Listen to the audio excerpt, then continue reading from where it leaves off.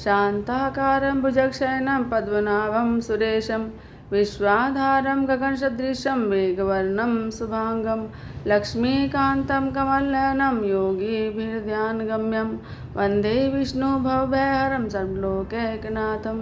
बोलो विष्णु भगवान की जय।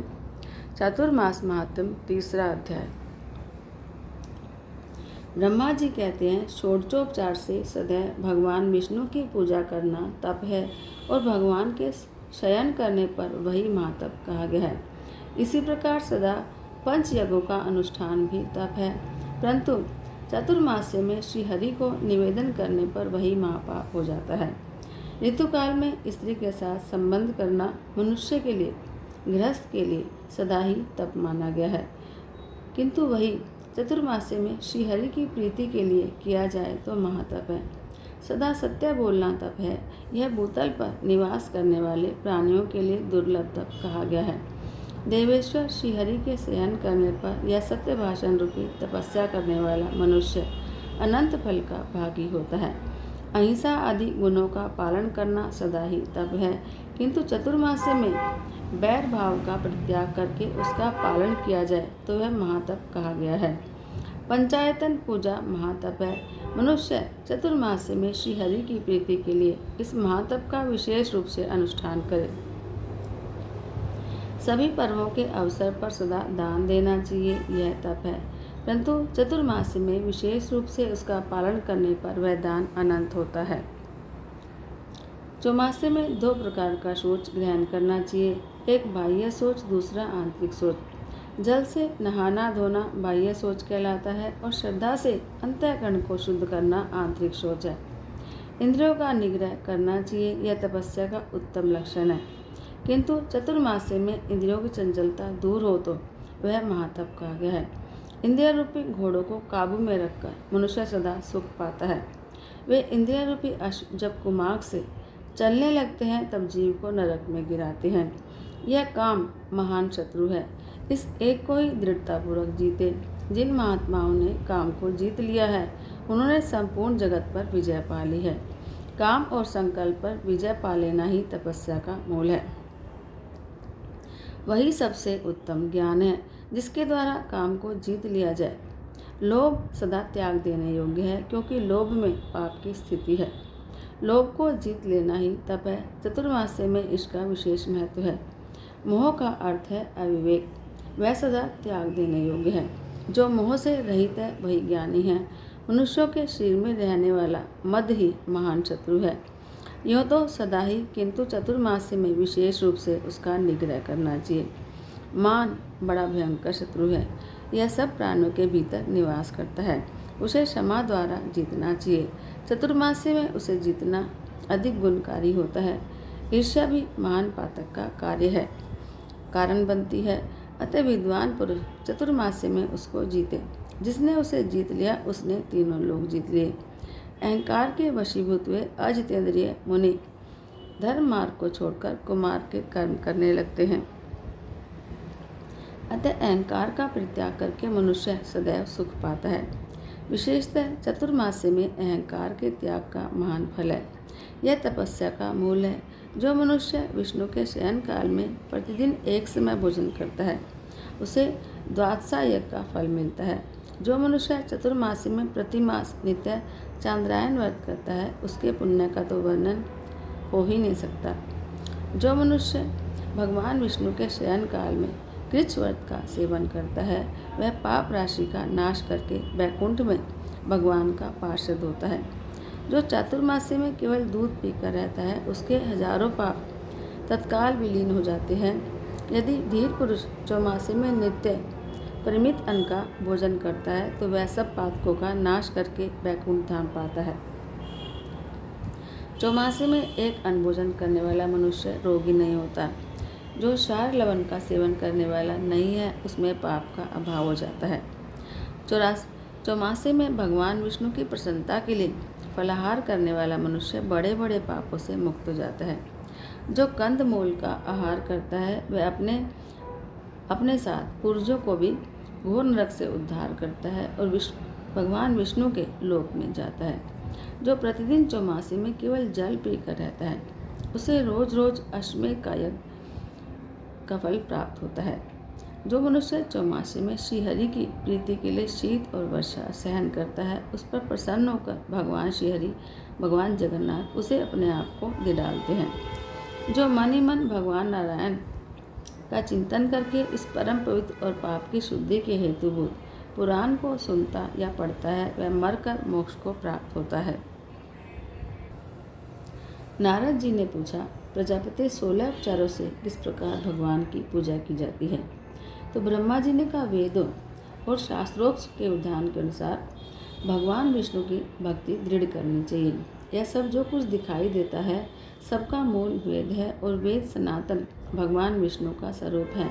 वेदों के आधार है ब्राह्मण और ब्राह्मणों के देवता अग्नि है। अग्नि में आहुति डालने वाला ब्राह्मण यज्ञ में सदा भगवान श्रीहरि का यजन करता हुआ और श्री विष्णु की पूजा में निरंतर संलग्न रहता हुआ संपूर्ण जगत को धारण करता है।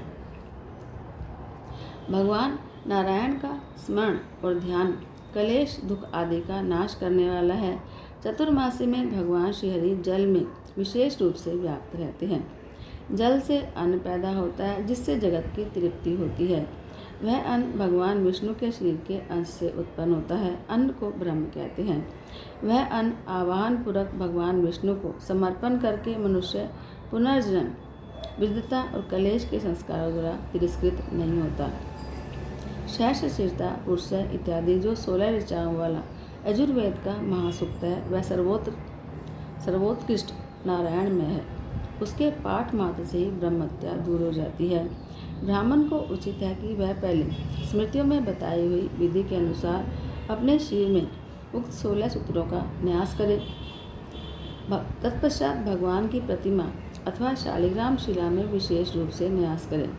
फिर क्रमशः आवाहन आदि करें।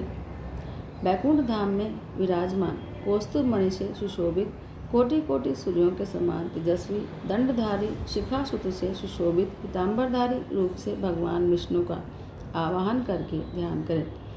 सब पापों के समूह का नाश करने वाले श्री विष्णु को इस रूप में अपने ध्यान में स्थिर करके उन्हें पूजा के लिए अपने आगे आह्वान करें। पुरुष सूक्त की पहली ऋचा शेष शीर्षता पुरुष इत्यादि मंत्र के आदि में ओंकार जोड़कर उसका उच्चारण करें और उसी के द्वारा भगवान का आवाहन करें। इस प्रकार दूसरी ऋचा पुरुष अवेदम इत्यादि से पार्षदों सहित श्रीहरि को आसन समर्पित करें। वे सभी आसन स्वर्ण में है, ऐसा मन में निश्चय करें। मन में ऐसा कहे कि मैं सोने का सिंहासन पर आपको बैठा रहा हूँ। भक्ति योग से चिंतन करने पर वह परिपूर्ण होता है। फिर तीसरी ऋचा से पाद्य समर्पण करें और उसमें गंगा जी का स्मरण करें। उसके बाद सरिताओं और 7 समुद्रों के जल से जगदीश भगवान विष्णु को अर्घ्य दें।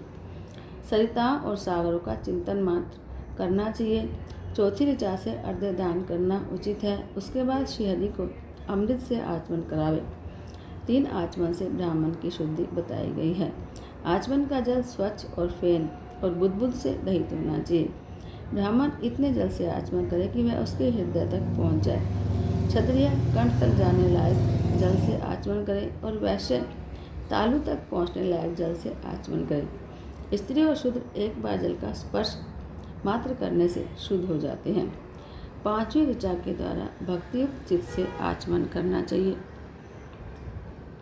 भगवान ऋषिकेश भक्ति से ग्रहण करने योग्य हैं। भक्ति से वे अपने आप को भी समर्पित कर देते हैं। फिर सुगंधित पदार्थों द्वारा सुवासित और सभी औषधियों से युक्त स्वर्ण में कलशों में रखे हुए जल से भगवान को स्नान करावें। श्रद्धापूर्वक मन से भावना द्वारा लाए हुए तीर्थ जल से स्नान कराना चाहिए। श्रद्धा के बिना दी हुई रत्नों की राशि भी निष्फल होती है और श्रद्धा से दिया हुआ जल भी अक्षय फल देने वाला होता है। 6ठी ऋचा से स्नान कराकर पुनः आचमन कराना चाहिए। 7वीं ऋचा से भगवान विष्णु के लिए वस्त्र देना चाहिए। 8वीं से यज्ञोपवीत समर्पित करें। 9वीं ऋचा से यज्ञमूर्ति श्रीहरि के श्रीअंगों पर उत्तम चंदन का लेप करना चाहिए, जिसने सुंदर यक्ष कर्दम के द्वारा जगत गुरु भगवान विष्णु के अंगों में लेप किया है। उसने अपने श्वास से इस संसार को आच्छादित और तृप्त किया है। चंदन देने वाला मनुष्य संसार में अपने तेज से भगवान सूर्य के समान होकर देव भाव को प्राप्त होता है और ब्रह्मा आदि देवताओं के लोक में आनंद का अनुभव करता है। जो मनुष्य चतुर्मासी में भगवान विष्णु को चंदन के आलेप से सुंदर रूप में देखते हैं वे कभी यमपुरी में नहीं जाते। 10वीं ऋचा से भक्तिपूर्वक पुष्प चढ़ाकर भगवान की पूजा करें। पुष्पों से पूजित हुए भगवान विष्णु को यदि दूसरे लोग भी प्रणाम करते हैं तो उन्हें भी अक्षय लोक प्राप्त होते हैं। 11वीं ऋचा से श्रीहरि को धूप दान करना चाहिए। उत्तम गंध से युक्त दिव्य वनस्पति का रस और अक्षय सुगंधित यह धूप संपूर्ण देवताओं के सूंघने योग्य है। भगवान आप इसे ग्रहण करें। इस मंत्र का उच्चारण करके भगवान को अगरू का धूप निवेदन करें। चतुर्मास्य में इसका महान फल है। कपूर, चंदन दल, मिश्री, मधु और जटामासी से युक्त धूप श्रीहरि के शयन काल में निवेदन करनी चाहिए। देवता सूंघने से ही प्रसन्न होते हैं, अतः धूप उनकी घ्राणेंद्रिय को तृप्त करने का शुभ साधन है। मुक्ति की इच्छा रखने वाले पुरुष को 12वीं ऋचा से दीपदान करना चाहिए। जो चतुर्मास में भगवान विष्णु के आगे दीपदान करता है उसकी पाप राशि पल भर में जलकर भस्म हो जाती है। दीपदान के अनंतर मोक्ष पद में स्थित भक्तियुक्त पुरुषों को 13वीं ऋचा के द्वारा भगवान को अन्न में नैवेद्य निवेदन करना चाहिए। अन्नदान के बाद भगवान को पुनः आचमन कराना चाहिए। फिर 14वीं ऋचा से सब पापों का नाश करने वाली आरती उतारें और भगवान को नमस्कार करें। 15वीं ऋचा के द्वारा ब्राह्मणों के साथ भगवान के चारों ओर घूमकर परिक्रमा करनी चाहिए। 4 बार परिक्रमा करने से चराचर प्राणियों से संपूर्ण जगत की परिक्रमा और भगवत संबंधी तीर्थों की यात्रा संपन्न हो जाती है। फिर 16वीं ऋचा द्वारा भगवान विष्णु के साथ अपनी एकता का चिंतन करें।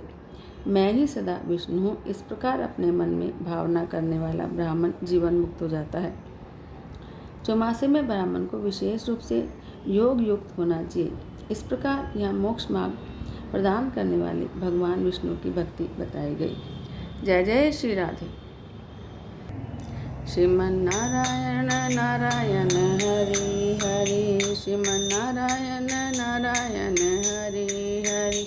तेरी लीला जग से न्यारी न्यारी हरि हरि। तेरी लीला जग से न्यारी न्यारी हरि हरि। हरि ओम नमो नारायण, ओम नमो नारायण। हरि ओम नमो नारायण, हरि ओम नमो नारायण। श्रीमन्नारायण नारायण हरि हरि, भजमन्नारायण नारायण हरि हरि। बद्री नारायण नारायण हरि हरि, राम नारायण नारायण हरि हरि। कृष्ण नारायण नारायण हरि हरि। हरि ओम नमो नारायण, ओम नमो नारायण।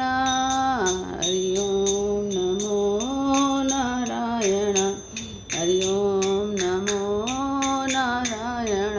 श्रीमन्नारायण नारायण हरि हरि, श्रीमन्नारायण नारायण हरि हरि। भजमन्नारायण नारायण हरि हरि। लक्ष्मी नारायण नारायण हरि हरि। सत्यनारायण नारायण हरि हरि। बोलो विष्णु भगवान की जय। जय जय श्री राधे, जय जय श्री राधे, जय जय श्री राधे।